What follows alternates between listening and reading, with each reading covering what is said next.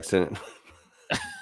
Peace and blessings. It is your boy, Eli Rax, a.k.a. Vibes, and welcome to New York Revival, where it's not just sports, it's entertainment. And I'm here with my brother, man. You guys know who he is, and that's, of course, El Jefe, a.k.a. White Jersey, a.k.a. Blue Jersey, a.k.a. Damn It Daniel. And shout out to you.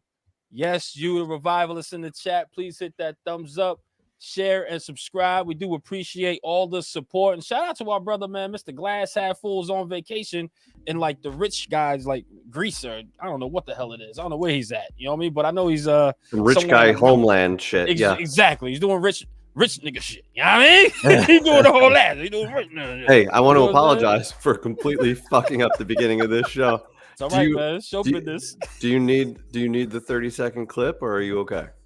Listen, man, I feel like without it, you kind of need it at this point. I think the people want to hear who we had on the show and all that good stuff. You know what? Yeah.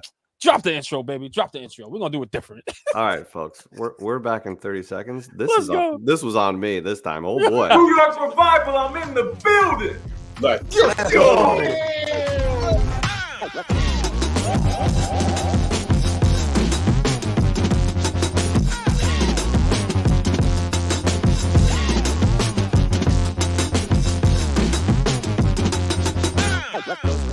Live with the Revival! Let's go! Let's go! And that gets your blood boiling. I ain't gonna lie to you, man. Here, like looking at that, I just go, okay, it's about to be showtime. It's about to be this, that, and the third. So kind of needed that, man. But shout out to y'all, man. We figured to open up the lines to you guys. Go over a couple things because we got so many topics to discuss and some in between the lines to discuss. Now, again, I didn't hear nothing behind the scenes, even though if I did hear something behind the scenes, you guys will never know. But we're gonna go through it anyway. When me and Jefe hear some stuff, you'll never know. But here's the thing, man. We're gonna have some fun with this, man, because of course, episode 3, I believe we're on the Hard Knocks HBO of the Giants. Some topics and etc. to discuss. What we saw, we're going to go over it. We're going to try to break it down as best as we can. And of course, have you guys talk about what your concerns are and just kind of let us know how you're feeling, man. But first, we got to pay the bills, man. This show is brought to you by Underdog Fantasy. That's right, Underdog Fantasy. They will match your deposit by half, up to $250 if you use promo code REVIVAL. So please go in there, use promo code REVIVAL. Get half of your deposit up to $250. Underdog Fantasy right now. Hit that app, man. Download it today. Use promo code REVIVAL. Hef, man, how you feeling, brother? I'm feeling good, man. It's funny because I got like some insight prior to last night's episode, and the word on the street was, no real drama, just wrapping up the Saquon thing, a little bit of Brian Burns. It's a free agency episode, but I'm like, there is no way that no drama is going to come out of this. That's just not possible. That's not who we are. And I would be disappointed if there was no heated discussion or theories or nothing going on. I mean, that's why we love Twitter, is because it's nonstop action. It is the app that never sleeps. Like, there is an active conversation, multiple spaces after anything going on. A lot of it's good conversation, and I like hearing the different viewpoints. And during the season, this is the fuel for those sketches, right? Like, we're just watching the magic on Twitter and then bringing it to life. But I love all of it, and I know we're going to talk a lot about last night's show. But for anybody that wants to join the show, we thought this was a good opportunity. We got an open seat with our guy Spiro overseas in Rich Man Land, wherever he is, and we thought this would be a good opportunity. So if you want to join the show, we've got the link here. Feel free to go to that, copy that, get in line, and depending on how many people we've got here, we'll give people a few minutes each, and you can share your thoughts. We got topics to go through based on what happened last night. So Eli, if you want you and I to start, I'm cool with that. We got 3 people in line so far, so if you want to kick it off, and then we can start to open up the lines. Yeah, no, listen, man, there's a couple of things I do want to talk about and etc. But before we don't even gotta ask people in the background for this one. I just want me and you to chop this up here. But of course, you got the Brian Burns deal, right? But I know everybody's like, they got some inside information. It's great, but I take the little things from it. I think that deal was done too nonchalantly. Like, I just thought it was just like a couple guys just sitting like, hey, got Brian Burns. Want to trade him? Yeah, I'll take him. One or two. All right, let's get the deal done. Like, it was just way too easy. It's like, what is wrong with Brian Burns that you just traded your star pass rusher at this point so easily? Like, it was just like a simple conversation from there. So I just want to get your thoughts, man. I just wanted to throw that out there, man. Did it seem too calm? Like, to get that deal done for Brian Burns? Are you a little skeptical right now? I'm not skeptical about it, but they must have cut out, a lot of that. The dude at first was asking for 2 1s, then immediately went to 1 and something else. And so that dude was, they're friends from back in the day. These are dudes who started together in the business together 20 years ago, whatever it was. So they have a good relationship, and you can kind of see that because of the way he was talking to him. Like, Eli, if you and I became GMs, I'd be like, what the fuck do you need a 7th for? Like, you don't need a 7th. Like, that's kind of how they were talking a little bit. Yeah. But I think it came together quickly because we ended up getting him for a 2nd and a 5th. And obviously we had to deal the money. We had to give the money out. Number one, I'm just why didn't Carolina want him? Because it's so rare for a 25. I think he'll be 26 when the season starts. A pass rusher of his caliber, very much in his prime, entering his prime. There's still room to grow for him, and he's a great player. So it's a little weird that Carolina, a team that needs an identity and a team that needs to get some stars in place, why they didn't want him. I just thought that was interesting, but I think it's also an underrated signing for the Giants. Like, the Giants, by all means, should have a legitimate pass rush this year. So I don't want to overlook. And I think it's like, oh, sweet, we got Brian Burns, and then we just moved on. And it's always Daniel Jones, the O-line, and rightfully so, because that will sink or swim this season, is that O-line. But I think that Brian Burns was super underrated deal as quickly as they covered it and as easy as it seemed to come together. Very underrated pickup. No, and I totally agree. The thing is just like, I expect the defensive coordinator to get really excited, right? So when they went to the new defensive coordinator, Joe Shane asks him, like, hey, Brian Burns. He's like, yeah, he's great. I'll take him. It just wasn't like, yo, he's on the market. Like, yeah, do what we got to do. Let's bring him in. Like, I expect a certain level of enthusiasm of coming from someone that's getting a special player like Brian Burns to me. You know what I mean? He was just like, yeah. We'll take Brian Burns. Like, I just wanted a little more excitement behind it. Like we were. Like, when we got it, we were like, yo, we got Brian Burns. What's going on? You know what I mean? So yeah. I just want a little more excitement around it. It's just like, man, what do I don't know about this? Like, am I missing something? And again, I'm not expecting him to not, I expect him to be a great player while he's here, while he's on the Giants. I really do expect him to be. He's going to be. He's young. He's very young. He hasn't missed a game. Correct me if I'm wrong. So he's durable, tough, smart, dependable, everything you want as a Giant, or what Joe Shane is looking for. But I'm just like, man, it was just too easy. It's like, man, like, wow, maybe I shouldn't be that excited. I don't know. Maybe. But, I'm excited to have him. We'll see. I think part of that is we're still getting to know Shane Bowen. Like, he seems like a pretty quiet. He's not a huge personality, and I don't think we know him that well yet. So a little bit of what we saw in, like, I'm in good shape with Brian Burns. I think he was a little bit giddy, but, like, keeping himself cool, calm, and collected. Like, you're actually going to get me this pass rusher? Like, if you get me him, we're good. It's kind of like the impression I got from that. But I agree, like, just not knowing his personality that well, it was kind of hard to read that moment, but that's kind of how I took it. And listen, let me tell you this about Brian Burns too. You know how much, the secondary, we lost Xavier McKinney, which we'll get to, and etc. We lost him. We still don't have a CB2. Having a guy like Brian Burns and creating that pass rush is kind of looking like 07-ish, 2011-ish a little bit, right? It's kind of looking like that Tuck is in there, that OCU. Like, these guys are going to get after it, which is going to help that secondary out, as far as Kayvon Thibodeau, as far as Brian Burns. You still got Okereke that could come in and blitz for you. We still got some good dogs in there that could come and attack the quarterback and stop the run. So this is going to look really like 07. Now I want to say 07. I don't want to say 07. It's going to probably look like 2011-ish. It's probably going to look really, really good. So I'm excited. Even though I can't get the personality of DC, I'm super excited that Brian Burns on the field. One more thing, man, before we open up the phone lines, I just want to add one more thing. Xavier McKinney was not talked about much at all. You know what? Let me say this. After not seeing Xavier McKinney not talked about it, this is exactly what we thought as fans. We were just like, all right, he's not coming back. He's not coming back. He's going to go to another team, and he's going to get paid. We can't afford that. You know what I mean? Like, so I didn't really take it as, it wasn't too much back and forth in there. I knew the Giants were willing to move on from him. And I think Joe Shane knew, because if you had that board, he knew, okay, Brian Burns was going to be available way before the start of the free agency and et cetera was going to start, right? So he already knew, okay, if Xavier McKinney walks, I'll just get a pass rusher that's going to help alleviate that secondary, which is smart by Joe Shane there, man. But let me get your thoughts on Xavier, brother. It was just completely overlooked.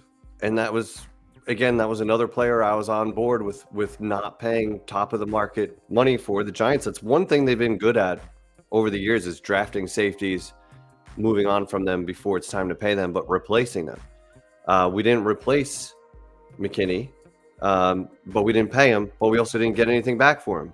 Like, at least we traded previous safeties at that time. So it's like another player that you had an opportunity to get something for at the trade deadline. You didn't do it.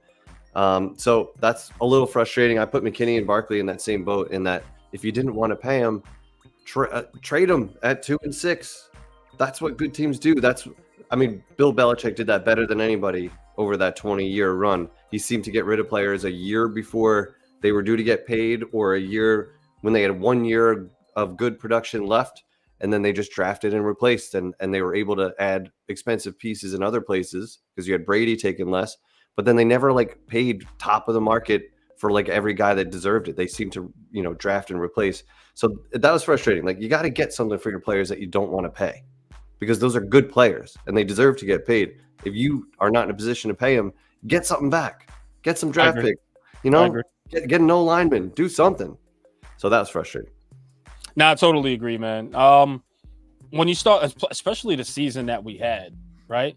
Especially the season that we had, it's just like, yo, man, we got to start trading some people away. We got to start getting some sort of draft pick. Let's start building for the future here. I get what they were trying to do as far as win now. Let me try to go for the win and then build, or whatever the case is. But they knew all along they wasn't going to pay Xavier. You could have got a third at least for him. You know what I mean? You could have got a third. You could have got maybe a fourth. You know what I mean? But at least McKinney's a dude. You know what I mean? He didn't miss a snap. He didn't miss a snap all year at all. And then don't forget, the last few games, he actually came alive. He actually looked pretty good. Well, yeah, as they do, you know what I mean? when their contract is coming up. All the time. But you want to know something crazy? Imagine if we would have got that extra pick. That would have been a deal closer to try to trade him. We'll get to that. You know what I mean? Audio. Eli, I'm losing your audio and video a tiny bit. I don't know if you want to jump out and jump back in, and I can start talking to someone who's in line. You let me know. Yep. Start going for the people. I'll give it a whirl. All right, go for it. All right, we promised to open up the phone lines today. We got 4 people in line as we wait for Eli to get back. I'm going to bring up our first guest. This guy was in line. This guy was ready. He was waiting for the link. He jumped on it. What's up, Sean? How are we doing? Good. Yeah, I saw your thing where you wanted a positive content creator, so I jumped on that, man. and it's not that we only want to hear from positive people, but I'm skeptical. I'm withholding. Last year I was way over optimistic, egg all over my face. So I'm just being a little more careful this year. And I'm not just blindly buying everything that they're selling. So I'm just being a little more careful. But as always, I want the Giants to succeed. I'm never a root for losses kind of guy. But feel free to let people know you're on NY Giants Rush. I am, yeah, and NY Giants Rush on there. Joker Rush, Joker Sean 37 on Twitter. You guys can find me there. So I'm always accused of being the overly optimistic Giants fan. Well, you're a good fill-in for today because Mr. Glass Half Full is absent today. But me, Eli, and Spiro actually all got our start with NY Giants Rush back in the day. Very nice. So feel free to give your take on last night or the Giants in general. Whatever you would like to get off your chest, feel free to go for it. Yeah, so I think obviously we know that the quarterback is going to be concerned, but overlooking that, or looking past that, I should say, the big thing that I took away is we should have an idea that now Shane and Daboll know exactly what they're doing, right? It's clear they have a vision, they have a plan, what they're putting together, the guys are going after. I know you guys just talked about Burns. That's extremely exciting. You can tell Bowen, he's is this guy serious? Is he really asking me if I want Brian Burns? Like, yeah, dude, like, of course I want him. So excited about that. They've upgraded the O-line. Not saying they fixed it, but they upgraded the O-line. Like Runyon and Illuminar, seeing that how other teams wanted both those guys last night. I don't know if a lot of us knew that as Giants fans, right? So that was nice to see. And then again, upgrading the O-line coach. Like, to me, that's a huge with what he's done over in Vegas, Priscillo. Like, if he can just get these guys to block a stunt and a twist, right? Like, good Lord, right? Like, that's Facts. huge to me. Facts. And then, right. And then, so I'll gladly take the players that we lost with who we've added. Giving me a Brian Burns on the edge paired with Kayvon, like, and knowing that this D coordinator is going to be aggressive. He wants guys to attack. It's not like exotic schemes or anything like that. And you could also see last night from Dable, like, he was really good with getting, Singletary motor on the Giants. Like, it seemed like he was pretty excited about that dude. He's like, yeah, give me that dude. And then the other thing I'm really excited about is just Daboll calling plays, dude. Like, you watch him on the episode, and now we know he's going to be calling plays. Like, he's going to get the ball in Neighbors' hands. Like, he was extremely excited about Neighbors, watching him on film, talking with the dude. Like, it's a Daboll guy. Like, it's clear to me. So those are the things I'm very optimistic about. Like you said, though, like, I learned my lesson last year, but there's reason for optimism. And my point, there's a lot of good things that I've gotten from this Hard Knocks. And I think it's great insight. And I think they showed a lot more things than we thought they were going to show behind the scenes. Good takes. And I feel you on those optimistic things. Is there anything that stands out as something you're concerned about, maybe from something you're seeing in Hard Knocks or just in general? Yeah. So still the Kevin Abrams being there still concerns me. McConnell being there. So still some of Mara's guys being there. But what I'm noticing is that Shane's guys are trumping those guys, right? So the fact that they're still in there worries me. And then the other thing I was concerned about is with all the editing that they're doing, like, it just seems like Mara pouts a lot. And I'm kind of overseeing him pout like every time he has a conversation with Shane. Like, dude, like, it's okay. Like, let the man do his job. Quit your pouting. Quit being a baby. So that's the one concern that the concerns that I kind of saw there. There's something to that, right? Like, Mara comes in the room, and Justin and Bobby Skinner did a good recap last night, and Justin kind of said it best. Like, every time Mara comes in the room, I feel uncomfortable just watching it on TV at home, and then Shane has like this uncomfortable smile ear to ear, but Shane didn't give into it. So like that was encouraging, right? He didn't say, okay, I'll keep him, I'll pay him whatever you want. Like, Shane all along didn't want to pay Saquon. I think he probably just had to navigate the Mara situation, and maybe that's why he wasn't traded, but that probably would have been best for the Giants at the time. But there is tension there. Mara is uncomfortable with what Shane is doing, but that's probably a good thing. Yeah.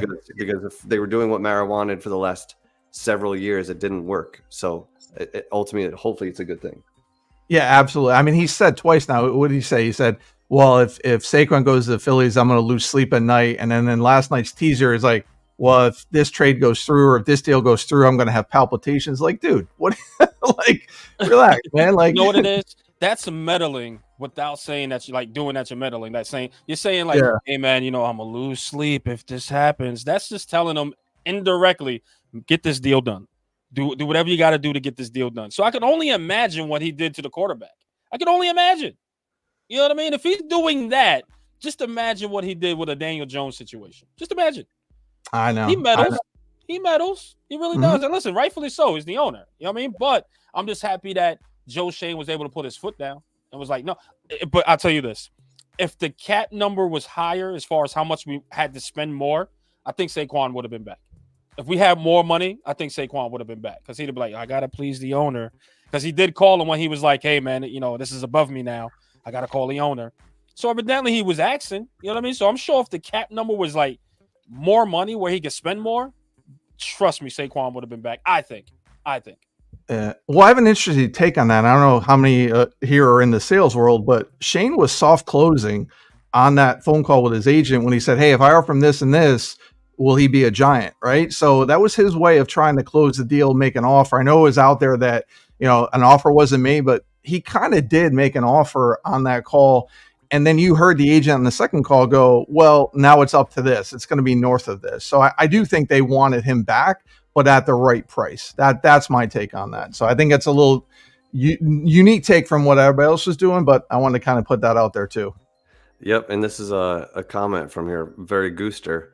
But like Maris, he wasn't like, this is our best offensive player. He's our most popular player, that's owner talk right there. Like I need to put butts in seats and I need to sell jerseys and shit like that because like maybe it's for the best again, but the Giants don't have that dude right now. You know, like Daniel Jones is not the jersey selling face of the franchise type of guy. He's quiet and he's to be determined if he can be as good as they want him to be. So you got Dex, but like, is a defensive lineman really supposed to be the face? Like, it should be your quarterback. It was Barkley, but now he's gone. So the Giants are in search of a new identity. Sean, really good stuff, man. Thank you for coming on. Great to meet you and work together for a minute here. I appreciate you guys having me on. And again, check out guys, NewYorkGiantsRush.com, New York Giants Rush podcast. So I appreciate you guys having me on. It was cool to share some takes with you guys. Good stuff, man. Thank you. Follow Sean at JokerSean37 on Twitter. Thank you, man. Good to meet you. All right. Thanks, guys. Bye. Our friend Jay Singh is up next. Former revivalist of the month. Yeah. Who's the very first? Was he the very first? He may have been the first. Always a good supporter. He'll let us know. He's doing something nice for us today. And whoever our favorite fan that joins the show today, and Sean was off to a good start. Good solid takes. Yeah. Good audio and video. Unlike me, I'm not in this running today. I don't know what's going on with your video today. I don't know what's going on today. I really don't know. It's been good for a while. You got the blinking on your camera. I got slow stuff today. I have no idea. I know. Hopefully it's not happening live. I'll figure it out. But anyway, Jay Singh is giving away a Giants on Hard Knocks coaster. Let's go. Which is kind of cool. So I'm a big coaster guy, right? Big Blue, UK and Ireland. They sent me this one. Don't know who got me this. When people in my family don't know what to get me, it's just Giants. They can't go wrong. That's why I have all these different characters I could be, because I got different outfits, every color. A chef outfit. That was a random gift one year. Sat in the closet for 8 years. Then I was like, I got an idea. Let's pull this out. Let's have some fun with this. So we're gonna keep moving. Give you guys each a few minutes each as we go through here. But let's bring the man on. Let's bring Jay Singh on. Thanks for coming. Hey, round of applause for you, brother. Round of applause. What's going on, brother? On a Thursday. Thank you. Next? How do you look at all this gear this guy's got? A Hard Knocks T-shirt. Got the Hard Knocks Junior over there with all this. Is that a Hard Knocks glass too? This guy. Yes, sir. You might. Have you not won Fan of the Year yet, or Super Fan, or anything? I don't know.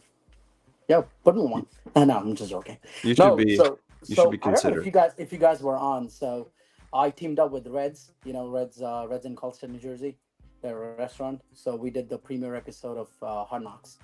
So that's why Hard Knocks sent us like few merchandise, just to give away and stuff. So I got like a box yesterday, with like full of stuff. Like most of them were napkins. If you guys want some. I want to show you guys. Sure. Let's do it. So, look at this. Look at this. How many napkins I got to give it away?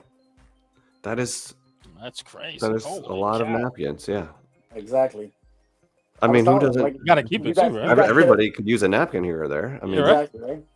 Especially with the way Giants are playing, right? Or are they going to play? So yeah, it could be happy napkins or sad napkins, depending. Exactly. Jay Singh, what was your take on maybe the show last night? Is there anything you wanted to get off your chest, or anything that you felt strong about from the episode? So I had to write down a few things. I'm I'm not a content creator like you guys. I'm just a fan of the sports, fan of the Giants. So for me, the last night the standout was a John Runyon deal behind the scenes. Especially the hustle that Joe Shane and his team showed against the Jets. But he cannot be our crosstown rival. He has to be dressing up in blue. So they went above and beyond for that deal. Brian Burns, on the other hand, that was planting seeds from what was that? No, what was that? What was that when he went? That was a combine. No, that was a combine, right?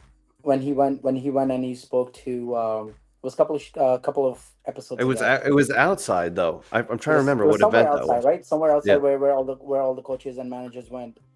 I don't remember where was it, but yeah, but that's where he planted the seed that he wants the Brian Burns, and he's giving up like whatever, not 2 first, but yeah. So that was so, and he got that in place. Those couple of things, and then finally, Saquon talks are in the books. We're Thank done. you, Jay. It was the thank Senior goodness. Bowl. Yeah. We don't have to worry about what happened, what not happened. It's done. It's past. What I think he's aboard now. We'll see him on October 20th. Let's see how our team plays. Let's see, put all of our defensive guys on him. Stop him. Don't get him more than 50 yards. That's right. That's it. Those are my good takes. Yeah. Runyon, Runyon is another, like, he just checked a box and you moved on, but that's a dude, and I'm so scared to say this, but like he's another guy, like, didn't miss a game or snap or whatever, like he's super reliable. And it's scary for, as far as the Giants history is concerned. Yeah. Our medical history. But yeah, knock on wood, like if things goes well, like he could be a great starter. We need someone like that. We need a plug and play. Exactly. Starting guard. And like, so the one thing that, like, you got Runyon, you got Illuminor. And Illuminor was another plug and play right tackle that we're moving to left guard. So you're putting a lot of eggs in the Evan Neal basket. So should Evan Neal step up and at least be adequate, like, don't hurt the Giants, just be a starter. You don't, we want you to be more than that because you're a top 7 pick. But if you're just a reliable right tackle, then that changes the whole offensive line, right? Like the whole quality of offensive line goes up. As long as those guys stay healthy together, then you can get good O-line play, at least average O-line play. But so much rides on Evan Neal because then you start doing the revolving door. This is definitely an upgrade. And like the other guy said, right? This is definitely an upgrade. This is not like we adding a depth or anything. This was definitely an upgrade this offseason on that offensive line, which has been an issue since 2011, I would say. Since we won the last Super Bowl, since the original O-line retired. Truth. All right, Jace. We haven't had a consistent O-line.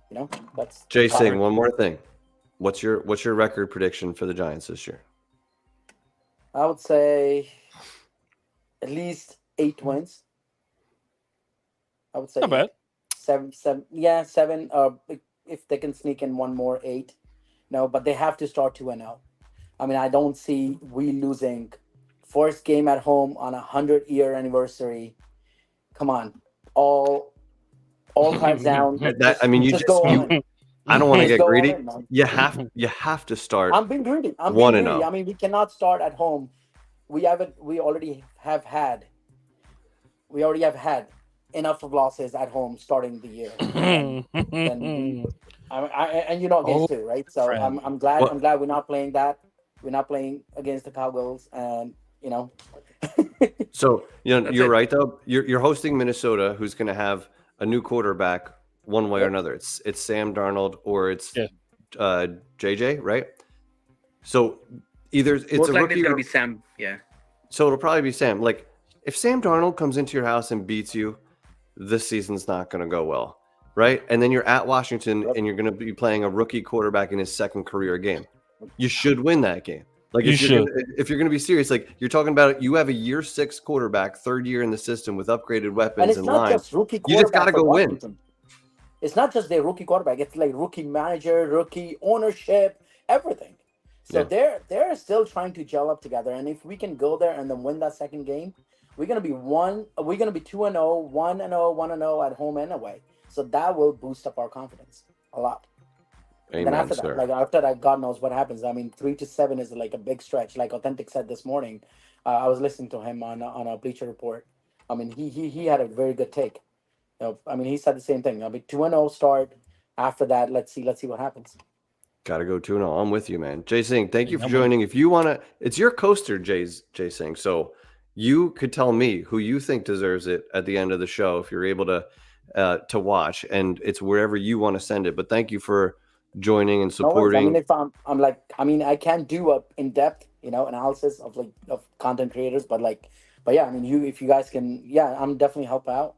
But if you guys have someone in mind after this, I don't know how many people have joined or who's going to be joining, but yeah, definitely, I'll happy to send this one out to them, and then I'll meet you personally, LFA, since you're a coaster lover.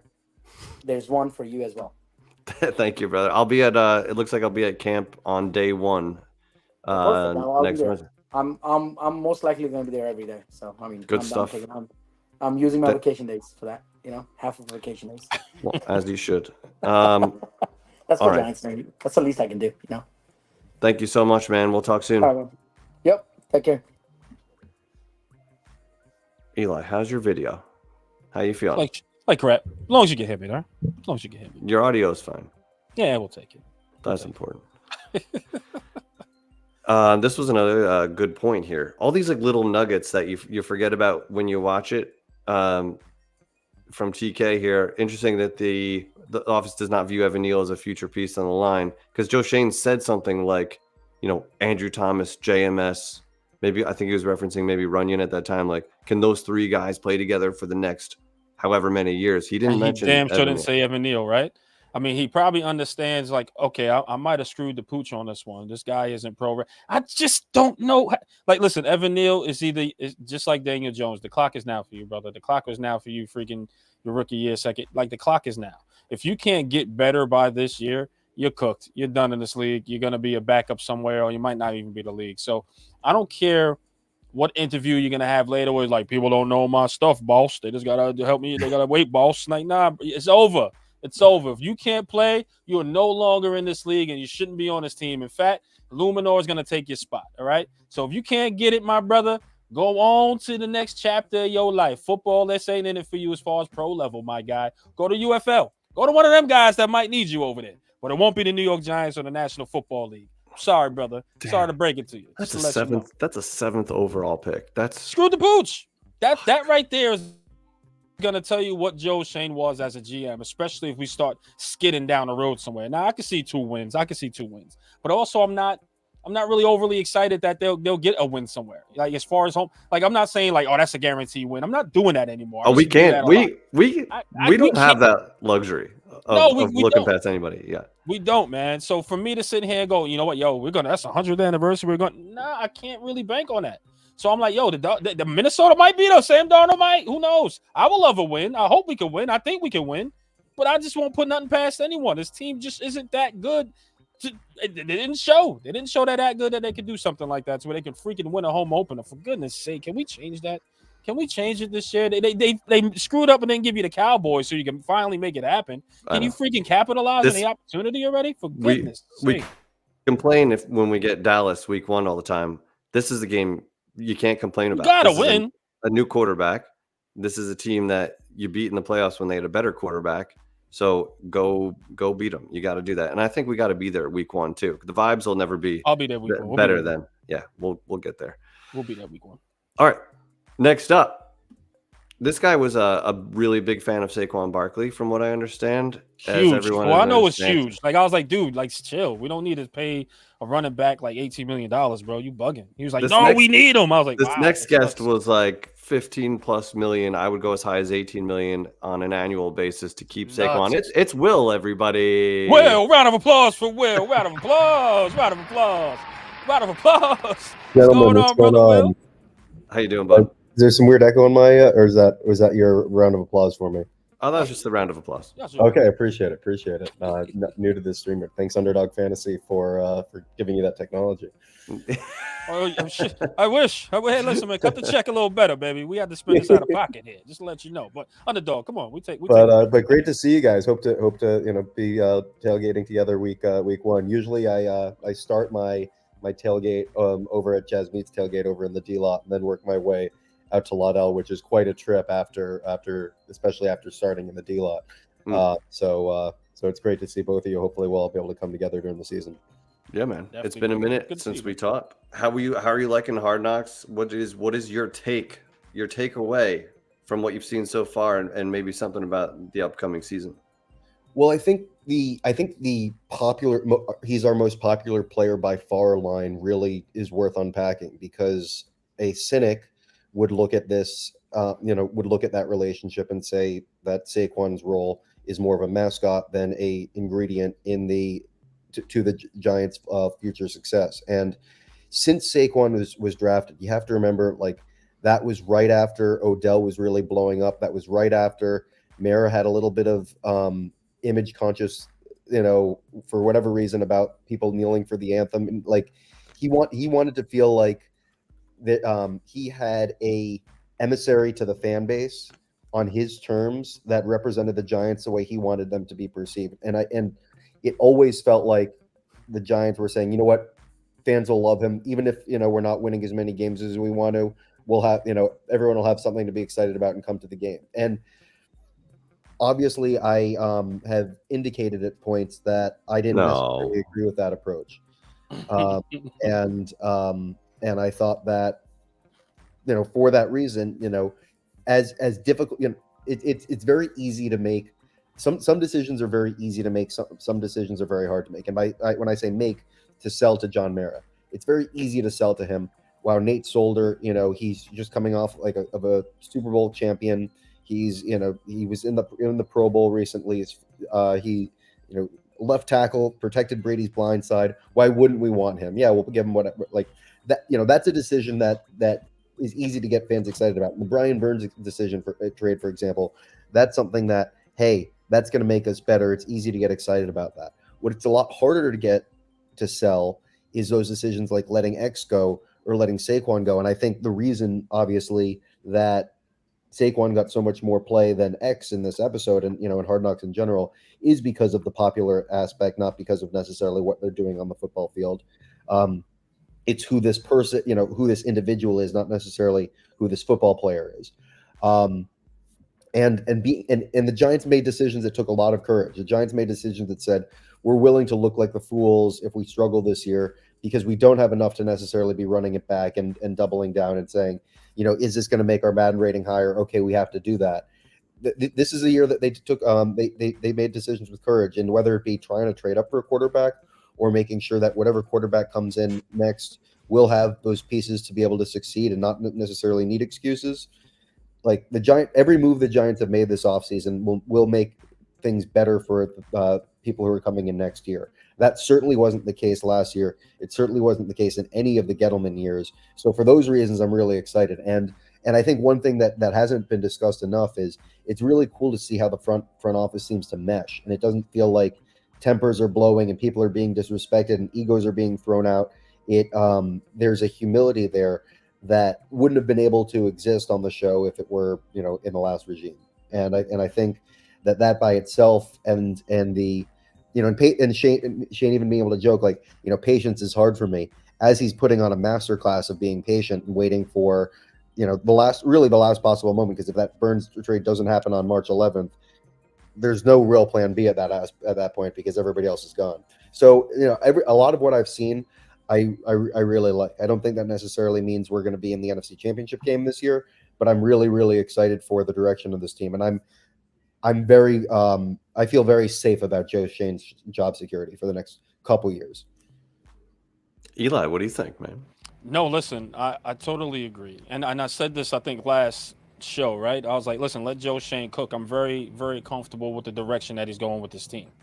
The person I don't trust is John Mara in this situation. Respect to John Mara, because it just takes that one snap of the finger for Joe Shane to do something that's astronomically crazy. You know what I mean? So I think Joe Shane has a good pulse. I think Joe Shane is building the roster now to his liking.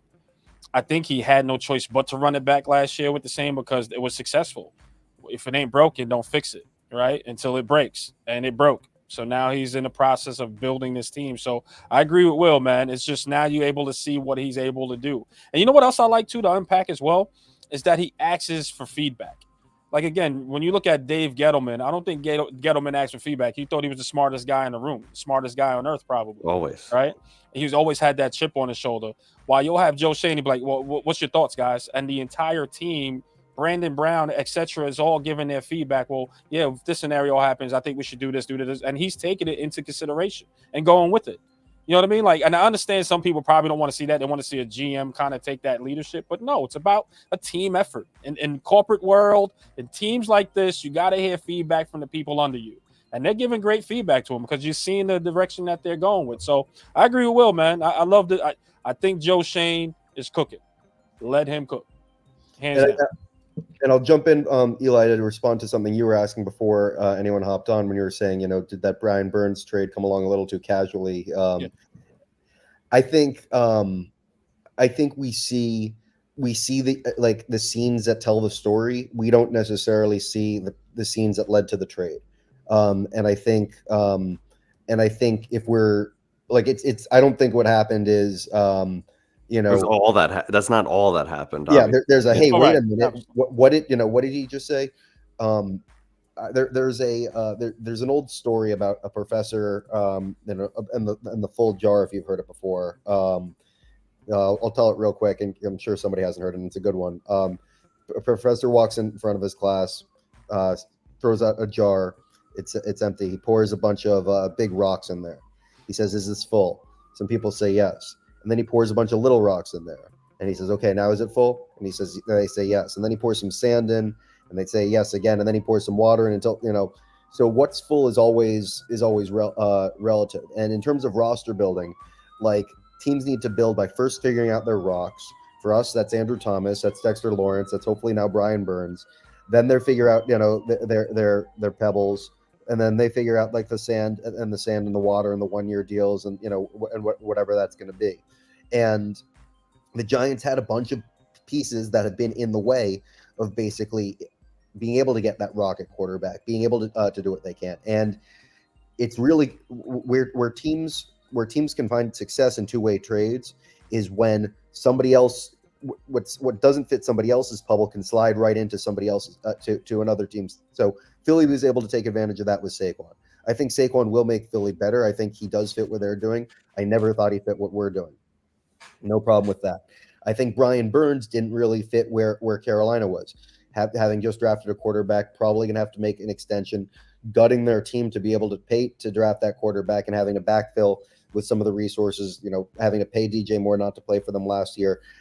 They're about another year behind us. So it's great that we were able to capitalize on that. I don't think Morgan was saying like, we got to get this guy out of town, but he's saying, look, we're not going to be able to pay him. At this point, everybody knows we're not going to really be able to pay him. So we'll take what we can get. Why they didn't take the offer from the Rams last year, that's, a whole nother question. But I think, and I think just Shane having his foot on that, like his finger on that pulse is really, really exciting, just because we've never had that before, not with the last couple of years. Yeah, certainly a better direction. I still get nervous when I see Joe Shane look so nervous, and I had to make a GIF out of it because when he did the smart, tough, dependable, he does one of those to whoever he was pointing at in the door. He was so uncomfortable, and so I think he's a little bit still figuring it out as we go. And for better or worse, that success in 2022, either it looked like it catapulted us, but it actually set us back a little bit.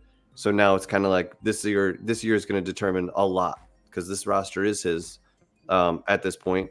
But he won't be fired. He won't be fired, though. No, but here's one thing I do hope, because I'm still a Dable guy, big time Dable guy, and if they wind up, and TK said it, like if the Giants have a disaster year and Saquon goes off and Philly's in the NFC Championship and Saquon is healthy and crushing, it's going to be very embarrassing for Mara. So if that's not the reason, or if it's another reason a year later, if Shane does get let go, I hope they do promote Brandon Brown so that it's not a full tear down and then everyone's out. You know what I mean? Because that's your path to keeping Dable, letting him get his own quarterback and moving forward that direction. But I know Shane and Dable are kind of in lockstep. But I think you're way ahead of where things are with that. I think my theory on what happened, and I have no evidence to support this. This is just what I expect, just given the way Shane approached the deadline in 2022, et cetera, et cetera. I think Shane said, look, we were expecting to be bad for a year. We didn't, that year hasn't come yet. I'll indulge just doubling down. We're not going to make any big commitments outside of the DJ and, the Darren Waller move, which was a bit of a dart throw. Everything was pretty much a 1-year deal. Okay. And Bobby O too, but that, that's one of those big rocks that we're trying to find. I think that this is like their way of saying, look, there is a mess that we have to clean up. we're just getting started cleaning that up. I think Saquon having success elsewhere, they should probably expect that. I don't think that has anything. Oh, he's going to crush in Philly. He's going to absolutely crush. Absolutely. Double-digit But I don't touchdown. think it's going to have anything to do with what happens with Shane. I think that's I agree. like, you know, if you're with a girl and you're, you know, trying to figure out if you want to move on from her, you're not saying, you know what, she might be happy somewhere else. I've got to stick this one out. You know, you know, you're trying to figure out what's best for you, and at the end, he didn't fit us. He does fit them. That's not, you know, that doesn't mean we have to. You know, Kadarius Toney helped the Chiefs in the Super Bowl, obviously against the Eagles, so that was easier to Much easier to swallow, yeah. But it's not about this guy can't have success elsewhere. It's about, you know, more about what Brian Burns does than what Saquon does elsewhere. Well, Philly was a perfect situation. It was down the road. It was the right money, a good team, good old line. They just happened to be a division rival. Like if they were in the AFC, he would have gone there anyway. And I think it's where he went to school, and Yep. and I think, you know, I think there's a big part of him that said, okay, the Giants didn't want to build their team around me and be the Saquon show. I need to show them that they regret that. And, you know, whether, you know, I think it's pretty obvious, like, you know, by just looking at the tenor of the post. And that's why it didn't make any sense when people were saying that they thought that, you know, Shane's like, yeah, I just made him, you know, I basically matched what Philly did. Like that wouldn't, like, none of the energy we got from him would have fit if that's the way things went down, regardless of how that was captioned. Anyway, I think I've taken up enough of your time. Thank you, man. That was great, good man. stuff. Always a pleasure, and hope to see you in August or September. Same, brother. Appreciate you, man. We'll see you week 1, brother. Absolutely. Take care, Will. Thank you, brother. That's fire. Will's always great, man. He's like really, really connected, really dissects it. So that's a good thing, man. Shout out to Will. Will should be a professor himself. I'm talking about this professor stories. He needs to be up at a microphone in a lecture hall, talking about whatever. Let me That tell guy- you, he got the voice for it, right? He got the voice for it. But when he did his boiling points, it was huge, man. Like people were saying he captivated people, man. Like the guy can talk. The guy knows what he's talking about. So kind of reminds you like Authentic a little bit. Like they just really glued in and dialed in. Shout out to both those guys. What we So got next? we got 2 more. So let's just keep rolling. How about Let's keep that? rolling, man, and then we'll go through the other stuff and we'll close it out. Sounds good. Malik, how are you, man? Malik, Welcome to the Mark. show. I'm doing good. How you guys doing? Doing well, brother. Welcome to the show. Have we had you on before? I don't think so. No, I'm a first timer. I'm First kind of new to the timer. whole Twitter space. I'm new to the whole, you know, giant content creator thing. So I'm just excited to be part of the community and just to talk. You know, last night was a lot for everybody. Yeah. Well, welcome to the show. Send us a DM on Twitter to make sure we're following you. And thanks for joining. But like, what's your takeaway from what you've seen so far in Hard Knocks? Well, one thing is they're definitely a lot more open than I thought they'd be. And the Saquon things, it kind of feels like it's a little edited, just like everybody said last night. There's a lot of cutting and chopping. I know we went from, you know, is this the number, to all of a sudden, you know, his agent's telling me one thing, now he's saying it's not guaranteed. And it just kind of seems like for Shane, he was kind of done with it. Like he said in like the first episode, you know, last year took 10 years off my life. And us as a fan base, you know, a lot of us love Saquon. You know, he was why we were watching, because we haven't been successful the last couple of years. But we also know a running back being your top offensive weapon, as much as you might love those big long runs, it's not what's going to get you to the promised land. And the last couple of years, it's been rough. But getting Burns to pair with Kayvon, having Sexy Dexy in the middle, Okereke in the middle, Yeah, man. McFadden in the middle, You got. and then I mean, McFadden's not a star, but he's just a rock solid player and a great tackler. Like you actually have really, really nice pieces on defense, and now you're starting to like Bobby O, Dex, Tibbs, Burns. Like you have stars on defense. you got Banks on the outside, and then we have Nubin now in the secondary. I mean, just like Xavier, a top second round pick. And then, you know, the back of it, we have Mills, who's a veteran. You know, we're not going to just have young guys out there. Phillips, his game film looks like he might be able to do something. We still have Flott. So the defense looks like it could be a top unit. And if we could get Xavier and Howard, if that's a thing, I feel like that defense, I think that's the last piece, right? is A solid. veteran back there, and just on McFadden right there. I have been known to scream this in bars at games. I'm such a McFadden guy. And like every Yeah. tackle he gets, I just scream. There's no fucking answer for McFadden. And I'm just mean- so in on a player that no one, like a fan of any other team, has never heard that name before. But that's my guy. He's consistent. If there's a hole, he's hitting it. And if somebody's there, he's taking them out. Yeah. And I think for years, our linebacking core has kind of been a weak spot, even though it used to be a strength. So to have the two of them there, we just know that our middle's good. I think that does a lot for the defense. And then One thing you said, and I think all Giants fans can agree on, which is almost impossible, is that they have shown more than we expected because we knew Giants would have the final edit. And I keep thinking of things from a Daniel Jones perspective with the things like not only, doing their homework on all the rookie quarterbacks, talking about trading up, but then Dable, just your head coach, blatantly saying he would trade up for Jaden Daniels. And that's the teaser that they gave us for next week. But how does that impact the relationship between Dable and Daniel Jones, knowing that your head coach just on national TV just said, I would trade up for this other quarterback and leverage, put our future first round picks, because that would cost a lot to get up there and do that. Ultimately, I don't think any of the top three were moving. They all needed quarterbacks. But the fact that he was willing to put that out there and with full confidence say that I would go up and get that quarterback, like, what do you think that does to their relationship? Well, I'm not sure what their relationship is behind the scenes, but most of the time whenever we see them, they are really tight. And even Danny's admitted, I've had my injuries, things haven't gone the way it's supposed to. I kind of feel like he knows when you have a top 6 pick, you don't want to be doing that every year. And if you're not going to do that every year, if your quarterback could potentially be there, if there is a surefire quarterback you like, even Danny has to sit there and be like, I don't know if I have another 10 years in me. Maybe I have 3, 4, 5. So Dable saying that publicly is like, listen, I'm acknowledging this quarterback that I see. He could be my guy if I get him. And I think even though we have Danny like that contract structure, this is the last year that really he's solidified, because those last 2 years of the deal, we can kind of let him go. So I think that Dable saying that is just also another acknowledgement to Danny, like, listen, this is your last shot. Because if you do really well, guess what?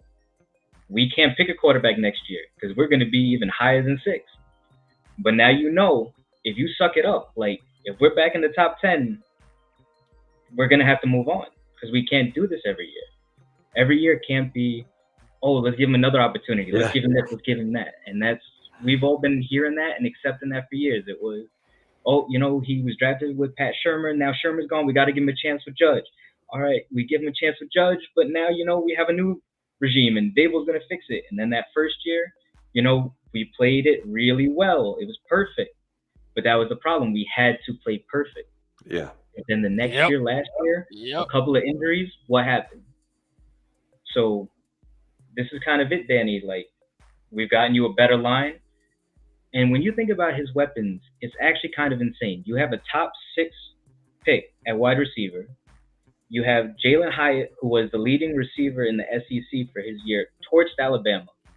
You have a possession receiver in Wandale, that footwork is nasty. Untapped. Still untapped, yep. Talk about it. And then Bellinger's development before we brought in Waller, Bellinger looked legit. And now if he kind of gets that whole Waller thing out of his mind that we tried to replace him and he really takes that step forward, and then if we have...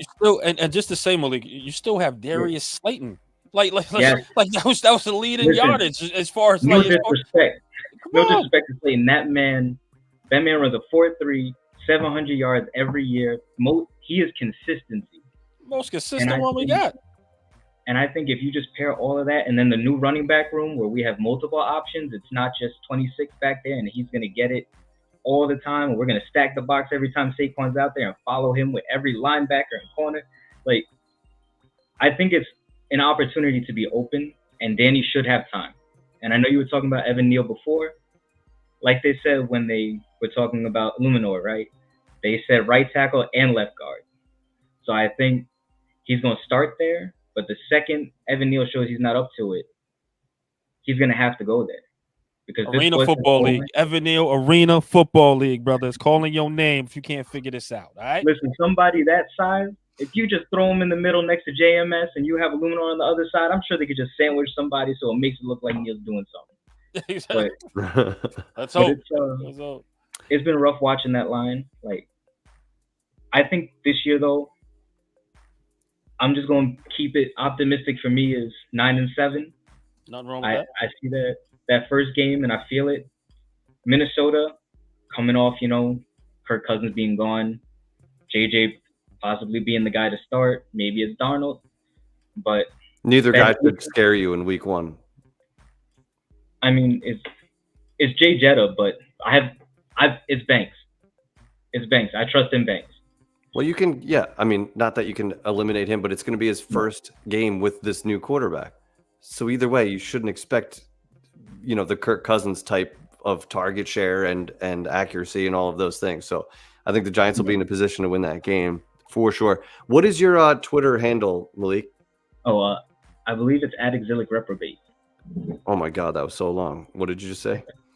Sorry, @Exilic Reprobate. You know what? Type it, put it in the chat, and then I'll share it. We appreciate you, Malik, man. Thank you for stopping by, man. Let's get to the last guy here. Good stuff, Malik. I know Yeah. you're supposed to be at the first practice. Yeah. I don't know if you check that weather. It's going to be raining from Wednesday to Friday next week. Yep, I'm So not I going. hope they don't. But I'm just letting you know. I'm Hey. not going. The old man in me is happy that rain is coming, but at the same time, I don't trust weathermen. So let's see what it is. Yeah, Let's we'll see play what it it by is ear for sure. on that one. Yeah. Appreciate you. Thank you, brother. Good to meet you. Good to meet you. Nice to meet you, brother. Take care. What the hell is going on with my computer today? I hate it. But we're here. We're here, man. We're back. We're ready. Let's get Adam in here. Double A. I got you. Our final guest on the program. Adam, welcome to the Revival. How you doing, brother? Adam, what's going Good, on, brother? man. Welcome. How you hanging, guys? Yeah, I mean, Eli's struggling with the tech, but that's all right. You got to power through. Exactly. No, I'm good, fellas. Exactly. Good to connect with you guys. I think you may know my cousin. I think out of Middletown, there, Mr. Hefe. Yeah. I think he's connected with you on the background on I don't know, Instagram or some social media thing. You and I are close enough in age where social media is a bit of a fickle mistress for me at times, but no, it's good. It's good to get on with you guys, man. Well, if you don't want to talk about your cousin, then message me about it, and I'll make sure that I know. I don't need to give him any more credit than he, very loosely deserves. But no, it's good to be on with you fellas. Though, Eli, you mentioned earlier about Joe Schoen listening to the room and listening to the advisors, like, and it being collaborative and that feeling like a good thing. This is an optimistic take. I disagree, but it's still optimistic. I don't think Joe Schoen was really listening to anybody, because if you go back and look at it, it's, hey, are we willing to pay Saquon? A lot of guys in the room said, yeah, we're ready to give him money. We're ready to keep him. That's even beyond John Mara. He's his own, fun team mascot. But they were willing to do that. As soon as, and now this is the way they cover it in Hard Knocks, but as soon as it was done with Saquon and he was moving on, you heard that little clip ahead of it with Brian Dable. Hey, if it's not going to be Saquon, you're good with Motor, right? Yep. They already had that ready to go. So I think philosophically, Joe Schoen was never in the market for paying a running back of any level a significant amount of money, right? And then you fast forward it just to the idea of outside of the Daniel Jones contract, which we're all super pumped about. But outside of that, all the previous regime draft picks, they're all going away. They're all being phased out. Xavier McKinney is one of those guys too. Wasn't even a conversation to talk about whether or not they would bring him back. I don't think they should have. Played really well, and congratulations for the massive contract. But those are not decisions that I think you can make when you're trying to bring your vision to this roster, to this team.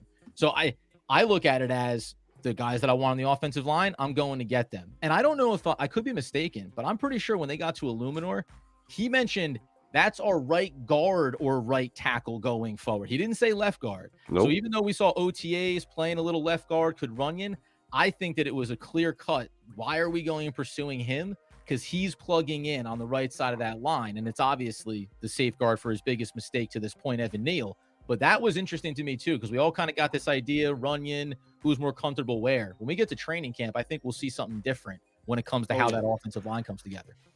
Agreed, man. And I think maybe we jumped the gun because at the first session they had a couple of weeks ago, you weren't seeing a Lunar at right tackle at all. And it's like, that's why he was brought here. That's what he was good at. And I mean, he can do multiple things, but it makes it a very close to a revolving door situation. And how long are you going to let Evan Neal struggle if he's getting wrecked?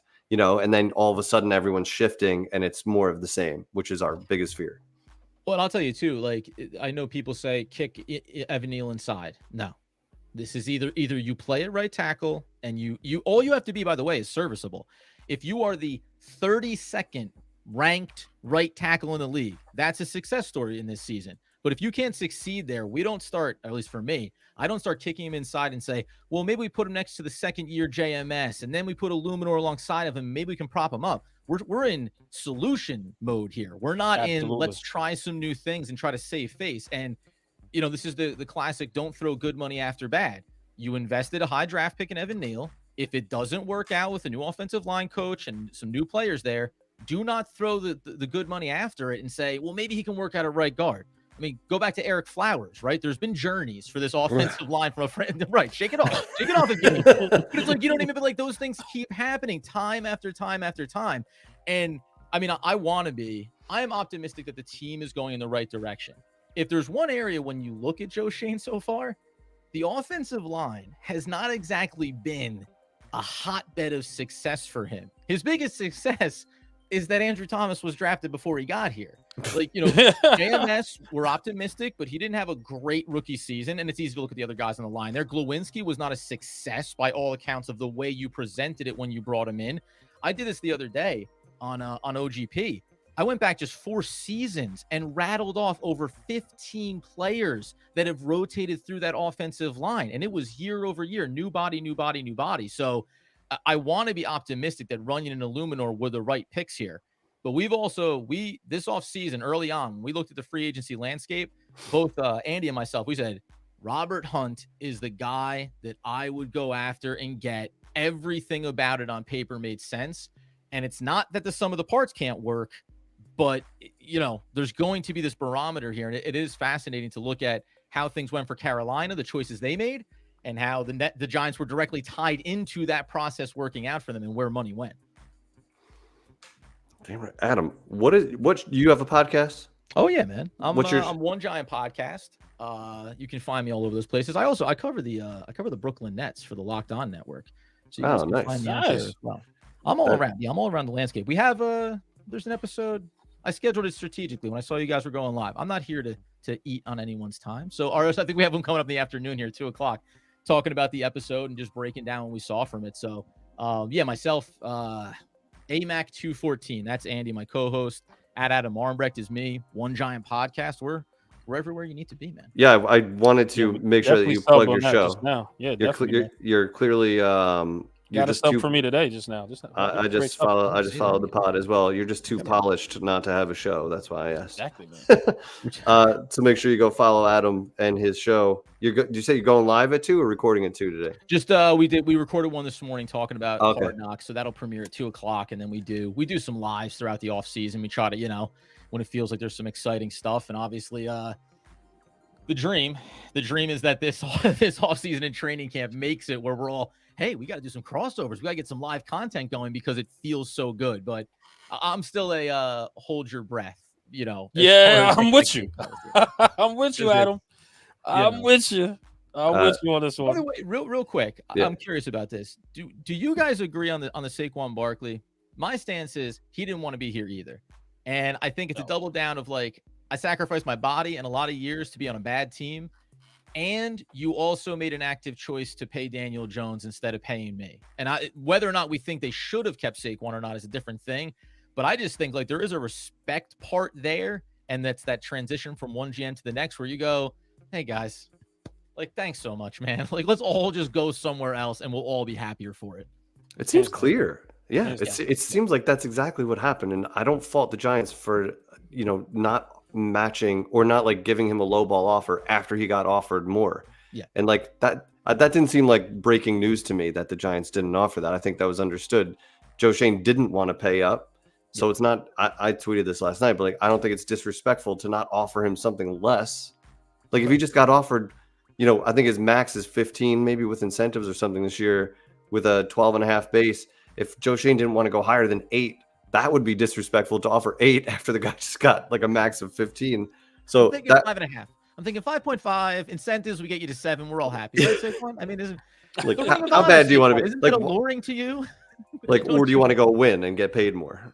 Yeah, of course. Exactly. Like, listen, I kind of knew the end was near, and I said it on the pod not too, way before the free agency, etc. I said, hey, if you love him, Giants fans, let him go, let him walk. And I was ready. I was like, yo, man, it's just time. We wasn't doing much winning with him here. I mean, he had one playoff appearance. It was a couple of injuries, so it's just like it was just time. Like it ran its course. It was just time for him to go and do his thing, and he's on a good team, rightfully so. So, yeah, listen, I'm not shocked at the direction. I'm not even sad about it. It's just like, all right, man, go do your thing, and we'll go do ours. It's just right now he's topic of conversation because it's part of Hard Knocks. But other than that, see you, Saquon. We appreciate That's you, it, man. dude. The Appreciate only, your time. what is it? The opposite of love isn't hate. It's indifference, and that's what it feels like. Man, I'm indifferent, man. The franchise, they're just pummeling us. They've just been beating us down year over year until you're like, yeah, whatever, man. Like whatever you want to do, it's fine. Yeah. I like Double A here, man. We gotta get you back on during the season, brother. Yeah. If we can. You got it.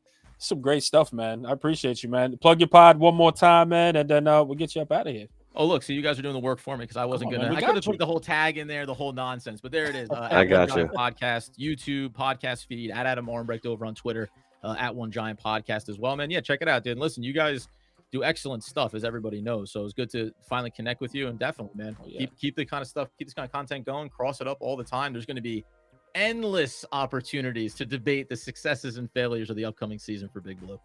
Appreciate Totally you, man. agree, We man. got to have Adam back on. He's going to Yeah, come we definitely back have Adam back on, hands down, and vice versa, brother. Anytime you need us, we're here, man, and we appreciate the compliment. Great stuff, man. Thank you, brother. Appreciate you. Take care, man. Thank you. Man, I don't know, man. Adam's in the running. Adam's in the running for this coaster here. Adam was good, and I do want to. Malik, I thought, did a really Adam's good job. And there's this is why I didn't want to try and spell this out live, but I want you guys to go follow Malik as well, who had some really good takes. I don't even know how to pronounce this, but just go type it in and search it. Exilic Rubu. Exilic reprobate. So like when you hear that just live, RoboCop. When you just hear that live for the first Shout out time, to that guy. yeah.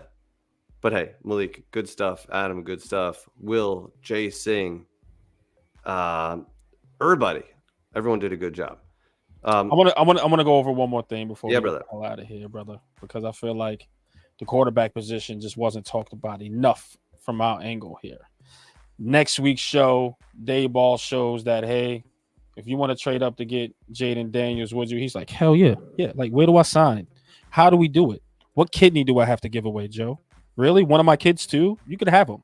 Like, it seemed like he was ready to go and trade up to get a quarterback, and that dispels a lot of these rumors because, again, we're indifferent over here at New York Revival. We just want the best people and give the best results around our team. That's all we want. But if they wear our jersey, we support them, right? However, we said, hey, it's time for a change of quarterback. And the Daniel Jones truthers out there, guys are stupid. Guys don't know what you're talking about. It's impossible. He was trading up. He could have got this guy, what's his name, the offensive lineman. You know, he could have traded up just to get Marvin Harrison Jr. No, he was trading up to get a quarterback. And we know that from inside information, but here we go. Right? But no, he's trading up to get, okay, so we'll play devil's advocate. We don't know.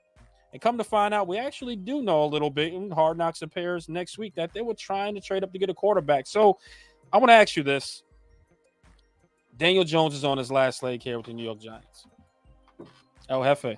Yeah. Do you feel like he is on his last leg here with the New York Giants? Put up or shut up. We gave you everything. We got you your number one receiver. We upgraded the offensive line. We won't say it's better. Shout out to Joker. We won't say it's better, but it is an upgrade. It is an upgrade. So we got him all the tools to be successful because what was part of that clip again, Hef? All right, if we can't get the quarterback, are you cool with, giving weapons to Daniel Jones? And it looks like they did because they didn't get the quarterback. Is Daniel Jones on his last leg this season? El Jefe, give me your thoughts.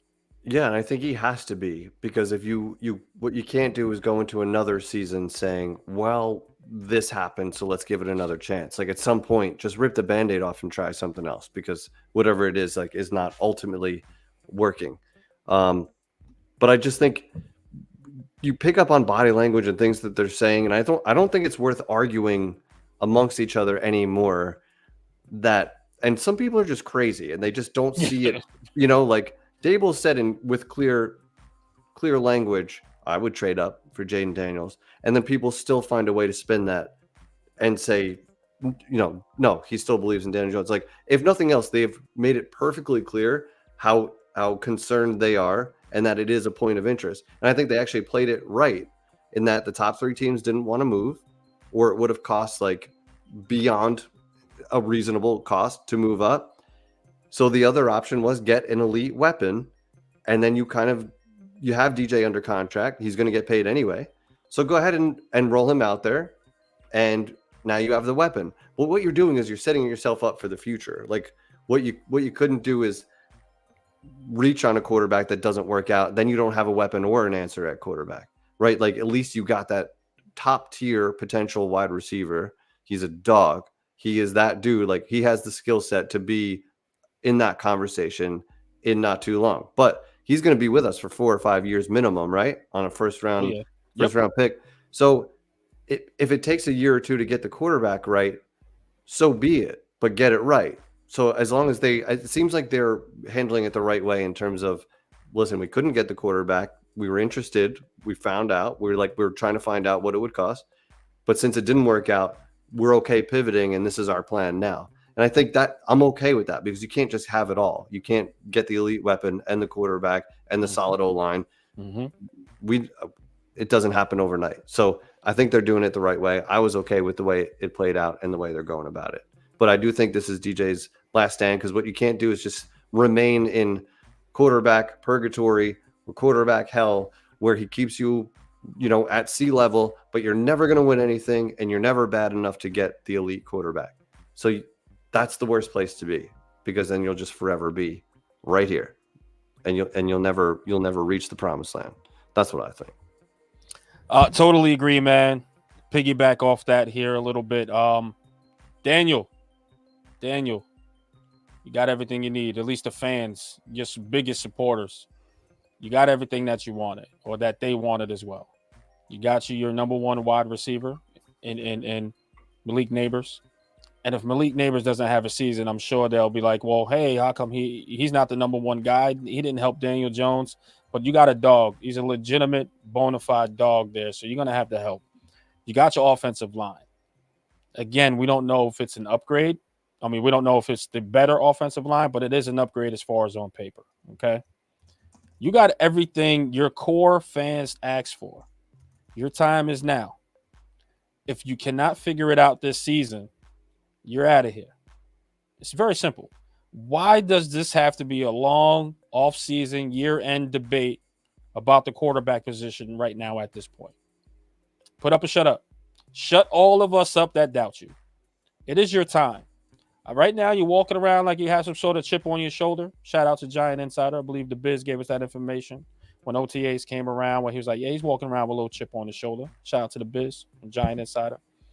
But I'll tell you this, man. It's time for Daniel Jones to put his big boy drawers on. Go out there and deliver. That's it, man. You can't be a deer in headlights in the back of that offensive line. They're not going to give you 6 seconds to throw the ball, my guys. It's the NFL. You have 3. Average league, I believe, is 3.5 or something, right? Or 3. You know what I mean? So you got 3 seconds to process and get rid of that damn ball, Daniel. Your time is now, man. And I'm telling you right now, if you look like a deer in headlights in week 1 or show any signs of mistake of regression, you will hear it from the fan base. We don't want you here.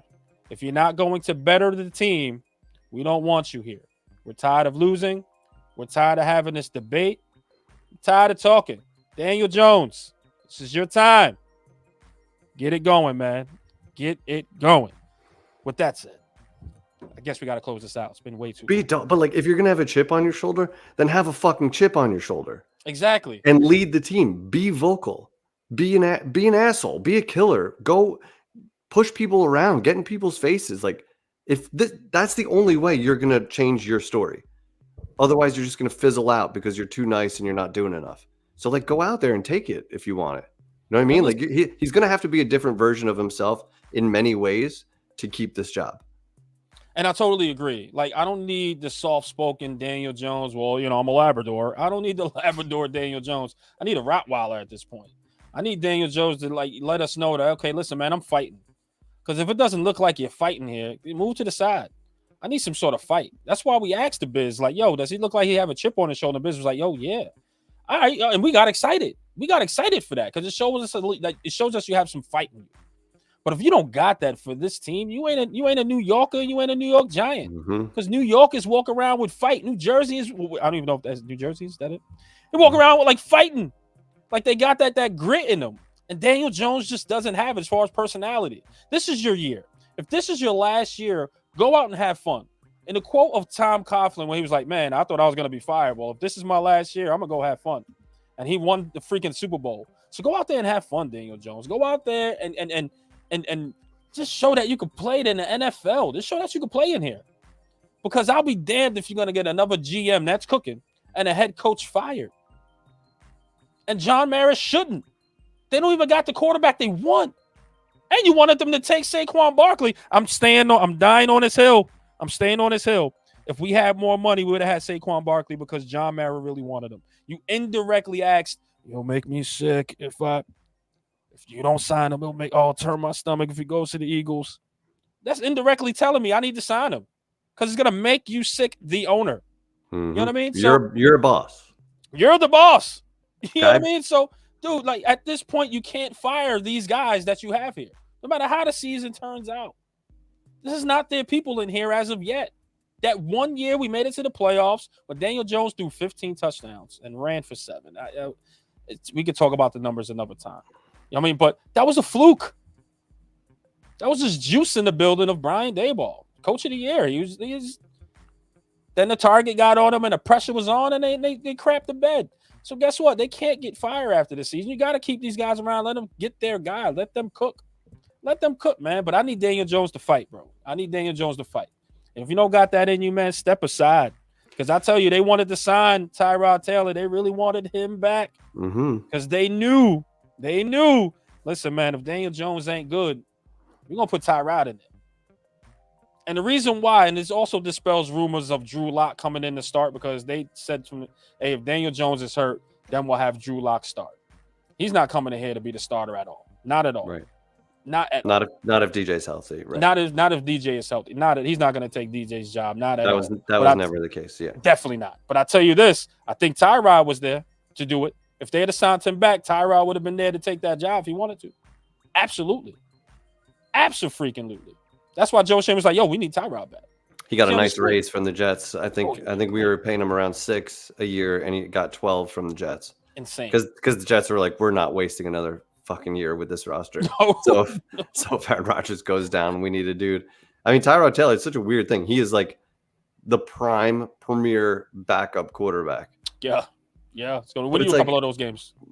But damn, if he could just stay healthy, because I do think he's got a lot of game.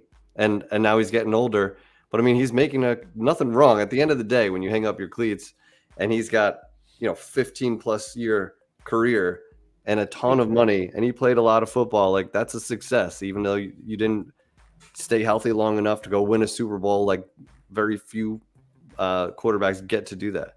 So he's had an awesome career, and you saw life from him with the Giants last year.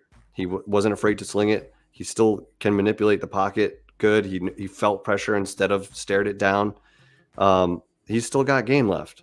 So I think the Jets did the right thing by paying up. They can't waste another year. And Drew Lock was like $5 million. But do you think Dan Jones should be Dan Jones with a beard and just reinvent himself this season? Because that seems to be a consensus. I think so. You know what? It'll show a little grit. It shows a little personality. Show something. There has to be more to you. There has to be more to you. It just has to be, right? Like when we looked at Eli Manning, we kind of knew, okay, there's something more to that. We understand he's quirky. We understand, but I think there's something more to that. And long and behold, we see him after the NFL. He's freaking funny as hell, right? Like we've seen it. So when we look at Daniel Jones, I just don't see the other part. Like I understand he's performing on stage at country concerts. He's doing his thing. He's throwing napkins in it, whatever the hell he's doing. He shows person, but you got to show a little bit more. I guess not for the fans, but just for you, man. Because right now we're just like, this guy is stale. He is Wonder Bread. He is everything we would throw at that's corny. You know what I mean? Like, and again, I'm not trying to attack the guy. Please, guys, don't cut this up and make it seem like I'm just saying, like, damn, yeah, please. I don't got time. Stop cutting up our shit and make it seem like we hate the guy. We just want more out of him. Facts. He's the Giants quarterback. We want to win games. That's all I'm looking for. Yeah. That's all we're looking for. That's all we're looking for here at the Revival. Consistent game playing, rising above the occasion. We just need that type of guy because we've seen it when Eli was here. Now, again, people could question his career, but we've seen Eli like rise above the occasion and win 2 Super Bowls. And he could have won in 2008 if Plexico didn't have that incident. Like, you've seen Eli rise above the occasion when Odell Beckham was dropping the ball. Like, we've seen good quarterback play. Why are we moving the goalposts when we don't see good quarterback play? If Eli Manning is the average quarterback everybody in the league besides us say that he was, and we've seen what average look like, what the hell is Daniel Jones? He got to be below. Mm-hmm. Y'all have seen what average look like if you want to consider Eli Manning average. I mean, he was, by win-loss, the definition of average. Of average, right? So if you've seen that type of play and it got you 2 Super Bowls out of it, what the hell is Daniel Jones that y'all dying on this hill for? I'm good. I'm this is like the second or third time, damn it, Daniel has come up. Does that need to come back, or do we wait till maybe before week 1? I give him a pep talk. That deserves at least a pep talk to Daniel. I agree. I need to say damn it, Daniel, again, bro. I need to. We've been missing it. Damn, come on, Dan Jones, just be the guy. And I understand the similar. I mean, Mark B, I see your comment here, and it's very easy to say he's like Manning because of that demeanor. Nowhere close. But they are just so different quarterbacks. And what Eli was, like, you had to put up with things with Eli, like gave you nothing in interviews. He was very bland, low key, that kind of dude. He did all that stuff, but then he was so clutch when you needed him. And it wasn't just the Super Bowl runs. It was the 2-minute drills, the 4-minute drills. He would dissect defenses. He was calling out protections. He was audibling if he had to. And no, he couldn't avoid a sack. He didn't have the physical gifts that Daniel Jones has, but he had the mental part of the game. And that is the biggest difference. I don't care if you're the first guy in, last guy out. I don't care if you went to Duke. I don't care about any of that. If you can't look at a defense and put your offense in an advantageous situation to get a first down and get big yards, and you're not outsmarting defenses, then I don't care how smart you are. I don't. Go out. That's what Eli could do. Eli would throw guys open. Eli was almost seemed too dumb to be nervous in big moments. That's I always used to say that. He's not nervous. Yeah, that's facts. Yeah. And Eli used to say, you're only nervous if you're unprepared. Eli was ready. He was always ready. He was always confident, even if he threw 3 picks in the first half, which he did. He didn't care. He didn't care at all. But you put up with that stuff because he would win you games, because he would throw guys open, because he would understand what the defense was trying to do. That's what we need to see from Dan Jones. I totally agree, man. And I can't talk about it enough. I just, like I said, man, Daniel Jones, it has to be do or die. I think he understands, at least I hope he understands the situation that he is in at this point. I understand, he should understand that his career, not just his Giants career, but his career is in balance, because the Giants, the only team that views him as a valuable quarterback. The rest of the league don't have respect for Daniel Jones at all. So I think he understands, listen, if I can't figure this out now, I'm cooked as far as, listen, you're going to go off in the sunset with a lot of money, young guy. You're going to be a good backup somewhere. Because if you can't figure this out, you're going to be a backup somewhere. The next minute, you'll be out the league, respectfully. And I'm not trying to poo-poo on you. It's just, I'm just tired. We want to win. We want consistent play from our franchise.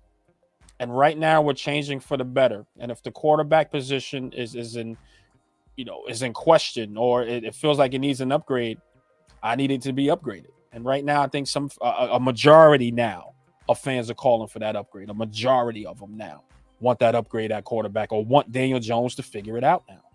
It's do or die. The pressure should be on there, Daniel. It should be on. Like you said, Hef, go prepare. Go out there and prepare. If you're prepared, you don't have to be nervous there, guy. Go out there and go be the quarterback that some people think that you are. A lot of people losing faith every day, though. A lot of people are. You know, because you know what we're seeing around the league, and I know we got to wrap here. We're going. Yeah, I think yeah. we originally planned to do like a half-hour episode, but Yeah. once you open up the lines, this is what happens. Whatever, nothing else I'd rather be doing. But we're seeing quarterback play around the league change and get elevated, and you still have your quarterbacks who are pocket guys, like Kirk Cousins is a pocket guy, but he can throw fucking accurate passes, and he's good at reading defenses. He can still play. So there's different kinds of quarterbacks, but what we're seeing is like elite athletes that even if they can't, if you get the guys like CJ Stroud is a guy who I think he's going to go straight to the top of the list if he's not there already, because he's got the mind and the physical ability. Oh yeah. And so when you combine those, you're seeing these guys when plays break down, there's these wow plays all the time. And it's not because their O-line is a brick wall and they don't have pressure. It's when the pressure comes, what do they do with it? And quarterbacks are responsible for a lot of sacks that happen.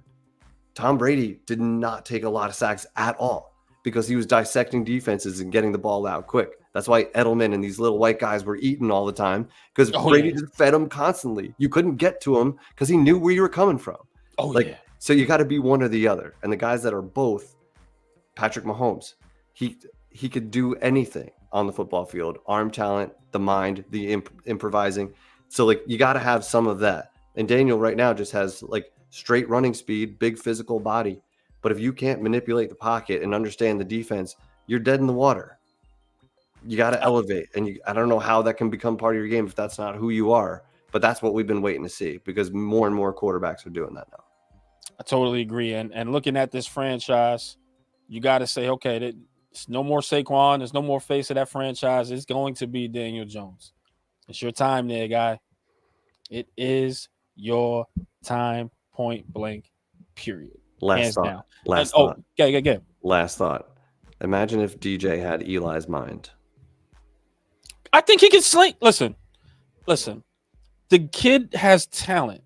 I don't want to sit here and say he doesn't have good arm strength. No, physically, it's there. He got physically, he can do it. 6'5", big shoulders. He's Big put on guy. muscle. Every year he's put on muscle. He's a tank. Throws it on a fucking rope. He throws it on a rope. It looks good. Like, he can run. He's athletic. The kid has talent. It's just the one thing he doesn't have. It's the freaking mental capacity to dissect things and get rid of the ball. I don't know what's going on in that film room, but he needs to sit down with someone that says, okay, how do I break down this defense? What am I seeing here? What am I not seeing here? And if the quarterback coach can't get him to see things a different way, then I don't know what the hell's going on with that. You know what? He must be good in the classroom, because you saw how Dable was grilling those rookie quarterbacks. What do you think he's doing with Daniel week in and week out? He's telling him what to look for, but if when the bullets are flying, if you're not comfortable doing that stuff or it doesn't come naturally, then that's what we're seeing, right? Because Dable's coaching him on what to look for in certain situations. But if he's not seeing it and feeling it when he's out there, then you're not going to get the results. And I think that's what we're seeing. And that's the thing. And again, it goes right back to the mental. Pocket awareness, knowing your time, that's all mental. When the bullets are flying, like you said, Hef, that kid is panicking back there. You can see it. Like you seen the first play in Dallas when they came and took his head off. He couldn't throw no more. He couldn't move anymore. He was just taking hit after hit after hit. Blame the offensive line, but some of those plays too were on Daniel Jones. Some of those were. You know what I'm saying? So it's just like, man, like mentally, you're just not there 100%. Like you got to figure this out. And another thing I want to say before we wrap up, Hef, because there was a list that had Daniel Jones, the 32nd quarterback, I believe, in the league, right? Mm-hmm. And everybody's like, how was rookies ahead of him? Even I was questioning, like, man, there's no rookies ahead of him. But thinking about it, right? The best ability is what? Availability. So until Daniel Jones can prove that he's healthy, that he can stay healthy, he only did it 1 year, which was his contract year. Then he got hurt again. So until he can prove that he is healthy enough to survive at least 2 seasons, of course he's going to be the 32nd quarterback. 15 touchdowns was his highlight. I mean, 26 his rookie season, he looked incredible. He threw for 24. Threw for 24 as a rookie. He hasn't beat that since. He hasn't He hasn't right? sniffed it. Yeah. He hasn't sniffed it. But he was slinging the ball. He was unafraid. Oh God, I don't know what it is now. It looked like we had our quarterback. It's like, fix the turnovers, but okay, we got something to work with here. Dude, I was willing to take the turnovers, Hef. Oh, no. Yeah, Judge and Garrett just mentally broke him. I think I was willing to take those damn turnovers if it scored the touchdown ratio was high. So of course you got to be like, yo, the interceptions are going to be high because he's slinging the ball. Yeah, like, You know there what was a ton of turnovers. Don't get me wrong, but what you were looking for was potential and something to build on, and we had it. 24 touchdowns as a rookie. He was like setting rookie records. He was putting up numbers. Being mobile, it's like, holy shit, this guy. We have a mobile quarterback. This is exciting. What could have been? And then what happened? Yeah, it's half his natural ability and half the Giants broke him. And like at some point, you just gotta move on if you have to. If it doesn't work, like while the Giants and the Giants fans are arguing over is DJ bad or is the situation bad, the rest of the league is laughing while we're trying to figure that out. I hope everyone realizes that. That's why we're at the bottom of every list with stats and factuals. The Giants and Daniel Jones are at the bottom of every list. So like we're being laughed at while we argue with each other about why we're bad. Exactly. So, yeah, I'm sorry, my bad. You're good. That's it. No, you're absolutely right. So instead of arguing, let's just look at the facts here. We've been dead last, got one playoff win behind this guy. You got to look at it and go, man, we just haven't been good. Maybe it's time. But hey, I get it. He got one more year to prove it because we got him as number one and we got a little bit of an upgrade in our offensive line. I won't say fully. I'll say a little bit, right? It's your time, young man. You got to be confident. Be a dog or else be a dog. Come out and be a dog. Be pissed off. Be pissed off that Dable was willing to trade up. Be pissed that they're concerned and they were looking at backups. They wanted Tyrod back. Be pissed at all of that and show it on the field and just be a menace and be a problem. Like that, it would be the biggest. Like I would be happy to apologize for the things I've said. Same. For him to come out and ball. Like ultimately, we want the Giants to win. I would be more than happy to apologize. Same. Listen, I will eat crow. If Daniel Jones explodes off the scene, maybe we'll do something special for something. You know what? I'll say this. I'll say this right now. And you know how much I despise this person here. If Daniel Jones explodes on the scene, we will have Cop Pizzle on the show. I like it. You heard it here first. What are we gonna put? We'll put some like what does he have to actually do?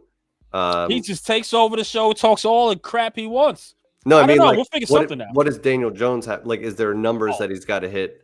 I want to see 30 touchdowns.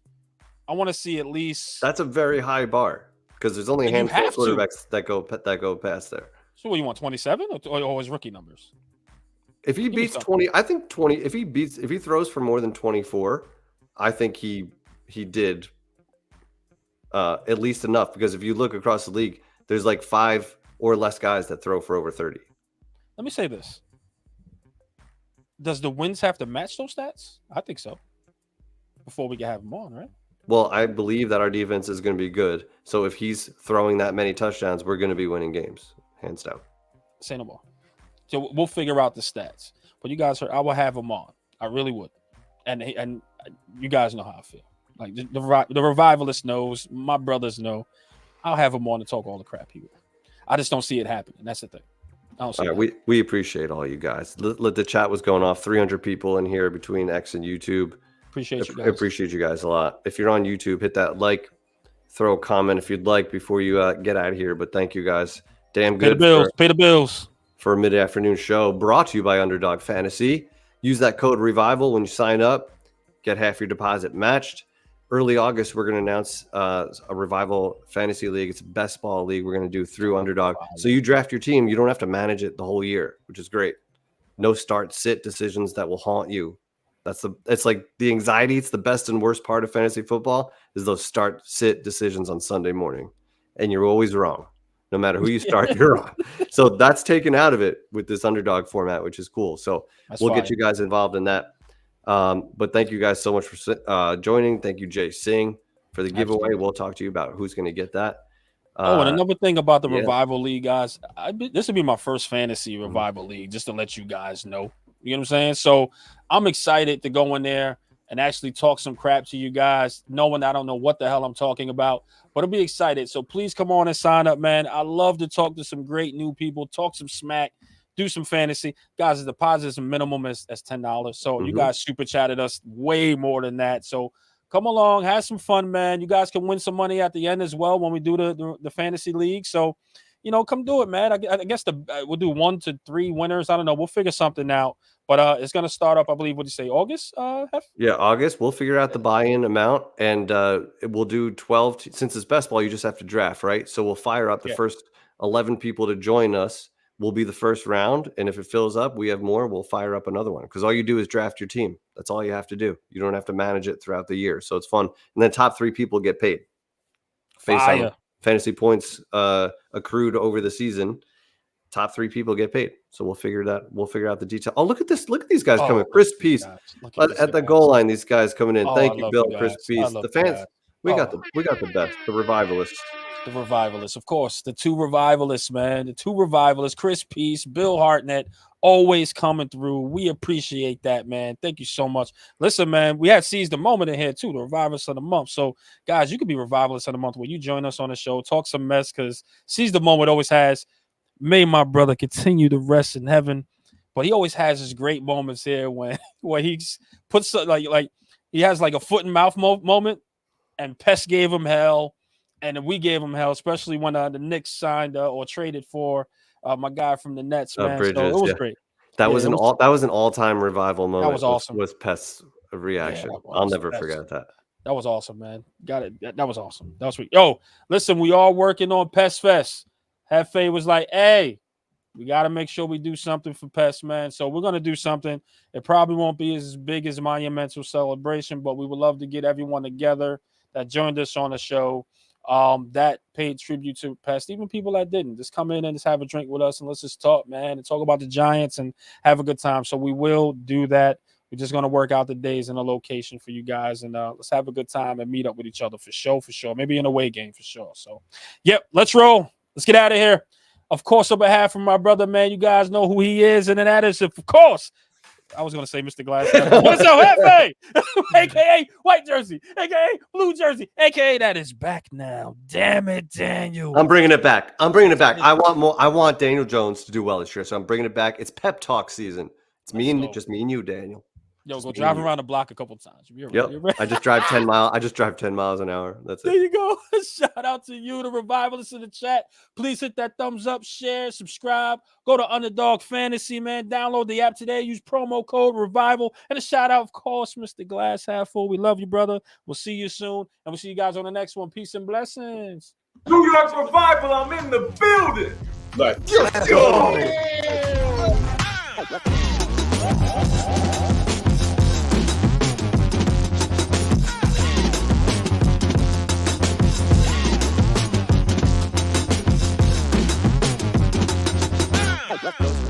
Live with the Wolf High Bros! Let's go.